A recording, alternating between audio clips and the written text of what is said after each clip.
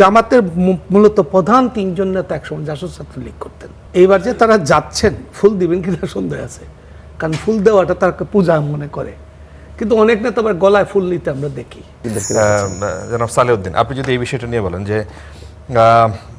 জনাব শফিকুর রহমান তিনি যাচ্ছেন, এখন জামায়াতের কট্টরপন্থী যারা সমর্থক আছেন এই সিদ্ধান্তের প্রতিক্রিয়া কেমন হতে পারে তাদের মধ্যে, আপনার কি মনে হয়?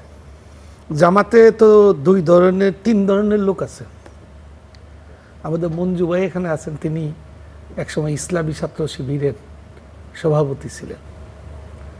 আমি যতটুকু জানি একজন সাংবাদিক হিসাবে ওনার সঙ্গে যেসব বিষয় নিয়ে দ্বন্দ্ব হয়েছিল, অনেকগুলা বিষয় নিয়ে, স্বাধীনতার প্রশ্ন নিয়ে, এর মধ্যে একটা জামাত কখনোই স্বাধীনতার বিষয়ে, তার মুক্তিযুদ্ধের বিষয়ে তার অবস্থান এখন পর্যন্ত স্পষ্ট করে নাই, এখন পর্যন্ত।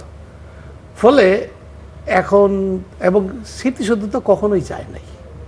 2001 সাল থেকে 2006 সালে তারা সরকারের সঙ্গে গিয়েছিল 16 ডিসেম্বর 26 মার্চ। তারা বেগম খালেদা জিয়ার দুজন মন্ত্রী ছিলেন, মন্ত্রী হিসেবে তারা উপস্থিত ছিলেন, সরকারের পক্ষ থেকে ফুল দেওয়া হয়েছে, তারা দাঁড়িয়েছিলেন।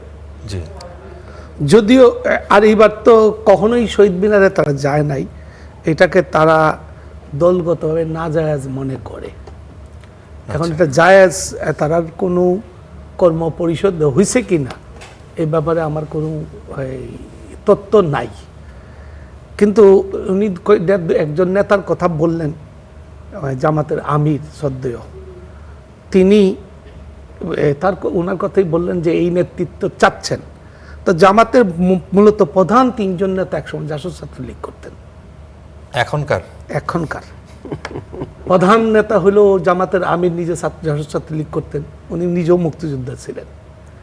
জামাতের দ্বিতীয় ব্যক্তি ছিলেন না, মনে হয় উনি পরিবারের কেউ ছিলেন, উনি বারবার মুক্তিযোদ্ধা।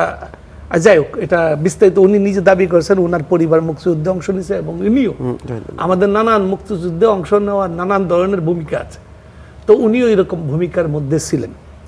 জামাতের দ্বিতীয় ব্যক্তি, জামাতের মহাসচিব না সাধারণ সম্পাদক বলেন, তিনি জাসদ করতেন, গোলাম পরোয়ার সাহেব দীর্ঘকাল করেছেন। জামাতের নায়েবে আমির ডাক্তার মোহাম্মদ আবদুল্লাহ আবু তাহের, তিনিও জাসদ ছাত্রলীগ করতেন, আবদুল্লাহ মোহাম্মদ তাহের। ফলে এই নেতৃত্ব যেহেতু মুক্তিযুদ্ধের পক্ষের একটা রাজনীতি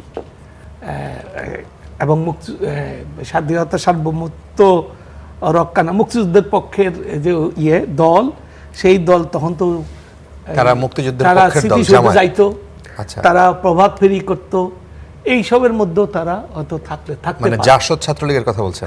আচ্ছা, জাসদ ছাত্রলীগ তো মুক্তিযুদ্ধকে ধারণ করে, মুক্তিযুদ্ধে তাদের বিরাট কর্মী বাহিনী ছিল, যেটা পরে পরবর্তীতে গেরিলা বাহিনী হইল। এখন তাদের মধ্যে দুই একটা কথা আছে, যেমন তারা যে শহীদ স্মৃতিসৌধে গেছিল, তারা ফুল দেয় নাই। এইবার যে তারা যাচ্ছেন, ফুল দিবেন কিনা সন্দেহ আছে, কারণ ফুল দেওয়াটা তারা পূজা মনে করে, কিন্তু অনেক নেতা আবার গলায় ফুল নিতে আমরা দেখি। তো জামাতের মধ্যে এইসব বিভ্রান্তি আছে, এগুলো তাদেরকে একদম পরিষ্কার করতে হবে। এক এক নেতার এক একটা বলে, দলের একটা সিদ্ধান্ত থাকবে, এই সিদ্ধান্ততেই সবাই আস্থা এবং বিশ্বাস থেকে এই দলটা করে। ফলে ধরেন মুক্তিযুদ্ধের প্রশ্নে যখন আসে, এই বক্তব্য আসে, জামাতই বলে যে আওয়ামী লীগ এখনো এই 71 এই 24-এর গণহত্যার ব্যাপারে তারা এখনো তারা এখনো ভুল স্বীকার করে নাই, ক্ষমা প্রার্থনা করে নাই, তাদের মধ্যে আত্ম উপলব্ধি হয় নাই। কিন্তু যখনই আমাদের মুক্তিযুদ্ধের প্রশ্ন আসে, তখন তারা 47 সাল থেকে শুরু করে।